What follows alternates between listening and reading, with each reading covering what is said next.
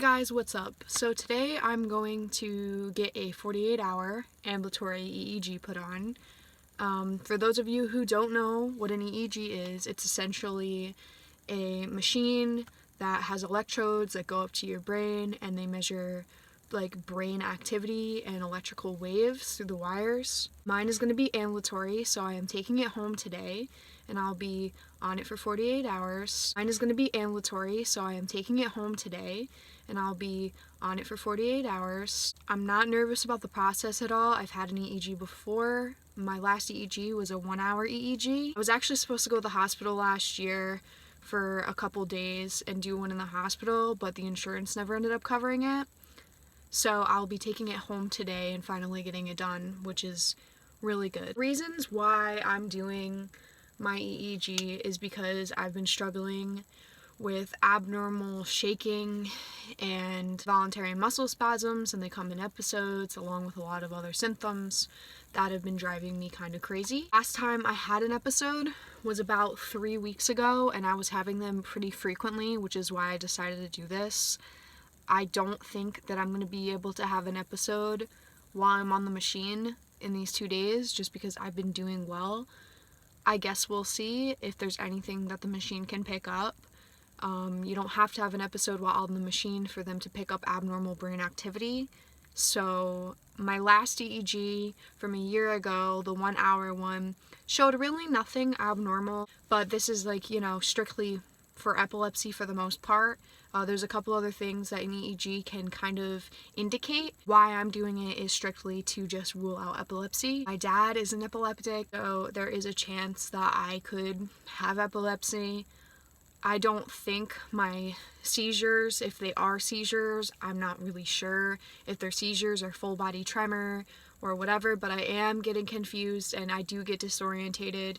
I've had episodes before where I have slurred speech and was kind of unable to mentally function. We'll see what it comes back with, but I just thought I would take you guys along for the road today. This is my first video on this channel, but I'm going to start basically kind of like a health journey, which I think is going to be really good for me and probably really insightful for a lot of other people going through what I go through. For those of you who don't know, I have dysautonomia, so I have postural orthostatic tachycardia syndrome as well as Ehlers-Danlos syndrome type 3 and mast cell activation syndrome.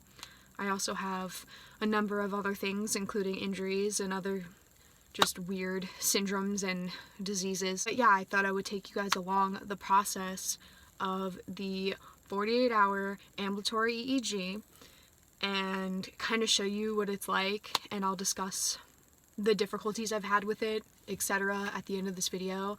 But I think it would be really cool to kind of film this process going forward. So for those of you who have not found my videos through TikTok, and those of you who are just curious about my experience with a 48-hour ambulatory EEG, hi, hello. Prep for you is pretty simple. You have to make sure that you wash your hair the day of or the night before. You gotta basically have a dry scalp. Any oils on your scalp, any buildup is gonna make it so the glue can't stick the electrodes to your scalp. So make sure that you only wash your hair with just shampoo, no conditioner, no leave-in products, nothing like that. My hair is naturally really frizzy, so if you have to use conditioner, I recommend using it from here down. You're not supposed to use anything at all, but it's not your scalp, so it shouldn't affect it. Yeah, so pretty simple prep process. If you're going into the hospital, you're probably going to have a little bit more of a difficult time. You're doing it at home and it's ambulatory. Congrats for you, because saving you that trip to the hospital, oh my god, I'm so blessed that I don't have to go in and do that, because I was really dreading it. I mean, being out of the comfort of your own home, on top of the fact that in the hospital a lot of the times they like to strip you of medications to induce an episode. I don't think that's smart. I mean, for me personally, I think I'm going to do a couple things that make me uncomfortable and see if I can kind of induce maybe an episode. That way, maybe they could pick it up. But if I can't, I'm not going to push myself and force myself into inducing an episode. So, yeah, that being said, that's everything I needed to say, and I will talk to you guys once I have an ambulatory EEG on my head. Okay, So I got my EEG put on. I think she said there was 23 to 25 electrodes on mine. I also have an EKG going, so this is to monitor heart rate. And I got a list of things that I'm not allowed to do for the next 48 hours. So I cannot chew gum or hard candy. I cannot use a cell phone up to my ear. I can use it on speakerphone or for texting. I can't have any Bluetooth. I can use a wired earpiece. Only headphones that go underneath the chin. No taking clothes out of the dryer or vacuuming, and no static electricity. Do not place equipment or stand directly next to anything electric, computer, TV, microwave, or surge protector. Do not touch an overload surge protector, extension cord, or outlet. No exercising, Wii, yoga, anything that will make you sweat because the adhesive that they use is water soluble. I can play handheld video games, PlayStation, Xbox, etc. I cannot get into a bath or shower. The equipment cannot get wet. This includes steam. Washing up at a sink, sponge baths are recommended. If I'm using a laptop, I cannot have it plugged into the wall. Desktop computers are fine. And throughout the thing, you have to periodically check the machine to make sure the black wire is connected and has not come out, and that the green lights are on. If anything happens, there's a black button that I press on the machine, and then I log what happens while I wear it. The actual machine looks like this. So it's like a fanny pack. There's a belt on it, and this is what it looks like. Here's the black wire that you have to make sure is in place, the green lights that you have to make sure are going, and this is the button that I would click if I feel any symptoms. It's been a little bit difficult just like moving around and stuff having it because the wires are in the back of my head like that. But here's what my whole head looks like.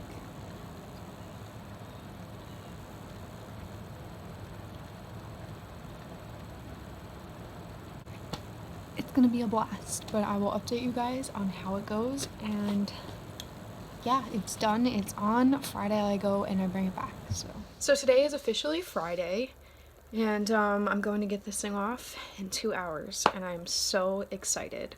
So I wanted to talk about a couple of things. I will update you guys once more just because I heard getting this glue out of your head is going to be atrocious, so I wanted to update about that experience. I think the most difficult thing overall for me personally was actually not what I feared. I think that not being able to do the things I was used to doing easily has been a struggle. Going to the bathroom with this thing on is really annoying. Also, not being able to use my phone when it's plugged into a charger, I never realized how many times I use my phone while it's on the charger. And just being kind of bored. Overall, it's kind of boring. There's not much to do. As far as sleeping goes, I actually had a pretty easy time sleeping, and it was actually pretty comfortable. The only thing is this would come off while I was sleeping. What I didn't know that I know now is that there's actually tape on my hair, which I have 23 of these things, so that's 23 spots they put tape on my head. I'm not really sure how this is going to go. I'm really nervous about this next step. It's going to be pretty painful to pull it out of my hair, I'm assuming. As far as pain goes, it was not really a painful experience. The only thing is that this one right here has been hurting since the day they put it on. I have no idea why. And after talking to many others, it is possible to have an allergic reaction or get welts from it.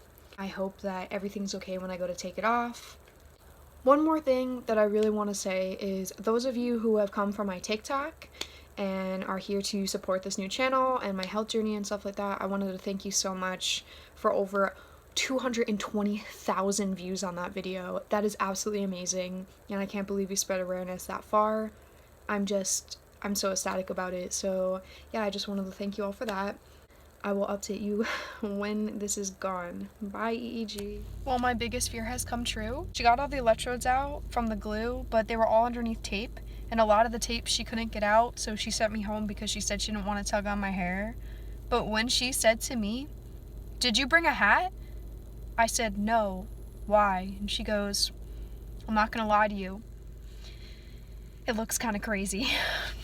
It's just like, no. I hope I can get it out. I'll update you guys once I find out if I can. So I managed to get the tape out and I'm happy about that, but I did not get all the glue out. So the glue is really embedded, especially in the back of my head. I got most of it out, and I'm gonna tell you how I did it. So first, hot water really helped loosen it up and kind of make it liquid again. And by doing that, I could make these kinds of motions and just kind of get it out of my hair. Another thing I did was I bought baby oil on the way home, and I let this soak in my hair to really just kind of oil it up, which is why my roots are so oily.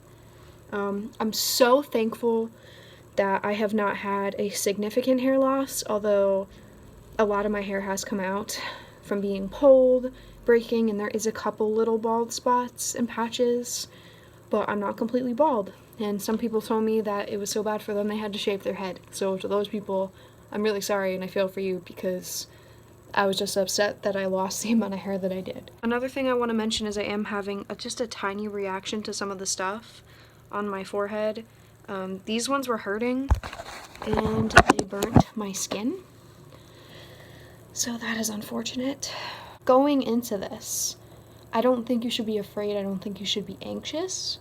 I think that it's normal to have nerves about anything that you get done, but it is a lot of mental preparation, especially since I didn't expect that it would take a toll on my hair. I didn't even think of that, honestly, and I've had one done for an hour before, but I will say that it's not the worst thing I've ever done, and it is for a good reason, so don't feel afraid to get it done.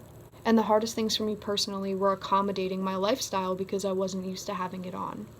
With that being said, I just wanted to thank you all for watching my videos. If you're new here, you should subscribe. I'm going to be making videos on my health journey as much as I can. I'll do it as much as I can until I run out of ideas, but I will definitely be updating along the road from here on out.